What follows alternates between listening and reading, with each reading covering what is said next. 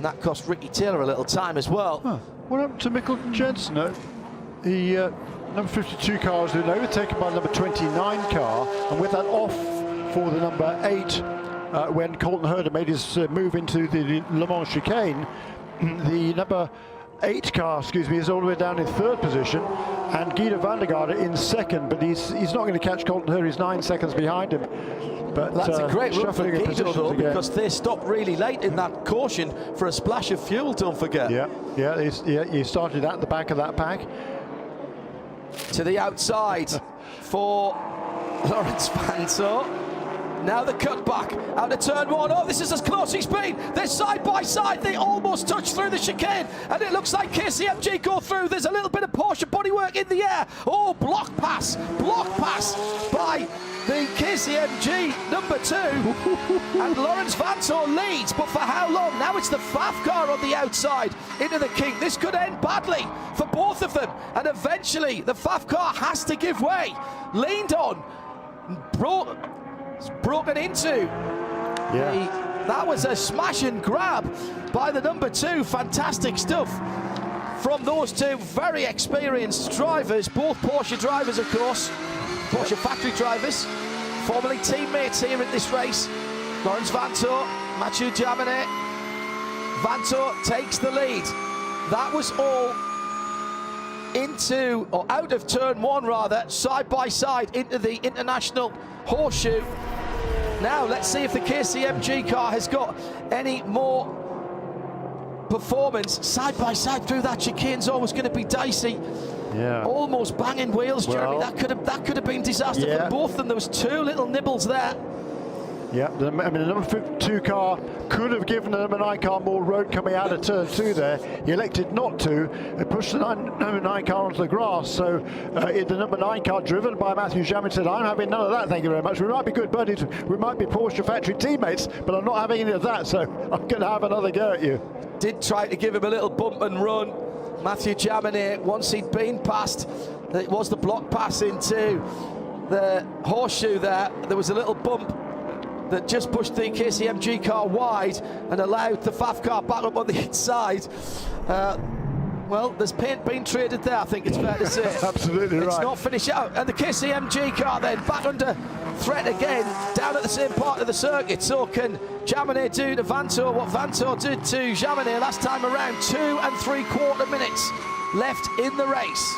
And now the Ferrari is 4 seconds behind that little pair there. Well, I didn't think he would catch them, but Jeremy, this could be throwing away a win for Porsche if these two come together. Yeah, it's still 4 seconds. You're going to make up 4 seconds. Let's have a big whoopsie out there. But it'll be white flag next time around for our race leader. It's on the same straight. It's on the same straight, indeed. Coming out of the Western Horseshoe.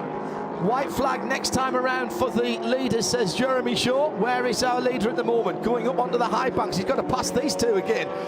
The 2 Porsches that are battling. Oh my goodness. All of a sudden a Porsche Cup race has broken out in the last 17 hours of this race. It seems that these two have been disputing it. Great story. The team new to IMSA Racing and Pfaff, who have been here for a very long time, make a good case for either of them winning. Porsche wins out, of course. And in GTD, Jan Helen now 13 seconds to the good for Wright Motorsports Porsche, the 16 light blue car of Andy Lally for Magnus Racing, their first outing in the Vantage GT3. He's got 7.5 seconds over Scott Andrews in 3rd. And AF Corsa a further 16 seconds back from the last step on the podium. Big sideways slide going into turn 1 for the leader in GTD Pro, Lawrence Vanto. Last lap for the leader. Now, has the leader gone past these guys? No, he has not yet. So they might have one more go at it, and it's side by side in the Pfaff car at the same place that he lost the lead, gets it back again. It's changed again. And Vanto has to do it all over again. Jaminet, coming out of the International Horseshoe, manages to elbow his way back to the lead. Oh, there's a little bit of a bump and run again at the western end of the infield, side by side. Surely not round the outside of turn 6. This could end in tears for Porsche. The Ferrari's closing in, and they may yet have one more lap, these two. They have not yet seen the white flag.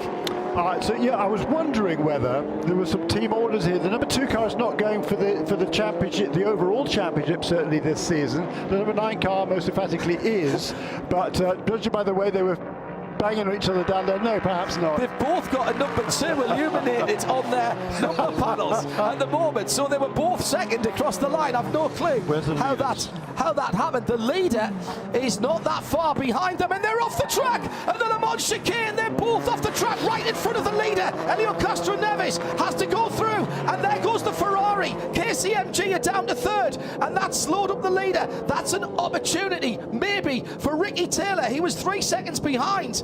Now that will be looked at. Will there be an opportunity for Ricky Taylor? The checkered flag is out, and the 60th Rolex 24 Hours of Daytona goes to Acura, and MSR with Kerr Magajanian. The quest for 4 has been thwarted. The run ends at 3, and Faf win in GTD Pro. Second is going to be the Ferrari of Alessandro Pagani, Racing Competizione, and Lawrence Vanto limps the KCMG car home by just a couple of seconds to keep Vassar Sullivan's Lexus off the podium. In GT Daytona, Jan Halen for Wright Motorsports Porsche wins it. Aston Martin Vantage, Magnus Racing, Aston Martin on the podium for the first time at this race. They've been trying for pretty much all of my life since 1964, the first time they came here, and the British brand, the cool brand, is on the podium. Magnificent by Magnus. In LMP2, Colton Herter survives. Brilliant run for Dragon Speed ahead of Racing Team Nederland and Tower Motorsport. And in LMP3, Riley from Sean Creech Motorsport and Core Autosport brought it home, was never under threat. Now, in GTD Pro, contact in the Le Mans chicane on what was effectively their last lap, which has cost KCMG a shot at victory, and they finish up in 3rd position. Robust driving just on the right side, Jeremy. Yeah, it was certainly robust driving. It was desperate driving, is what it was. And yeah, they were banging wheels. I think they both gave it to each other on that. In that instance, the number 2 cars on the outside. It's going to be awfully difficult to make a move there on the outside, but he just turned into the corner, and the 2 made contact. Around he went. Sure, Adam.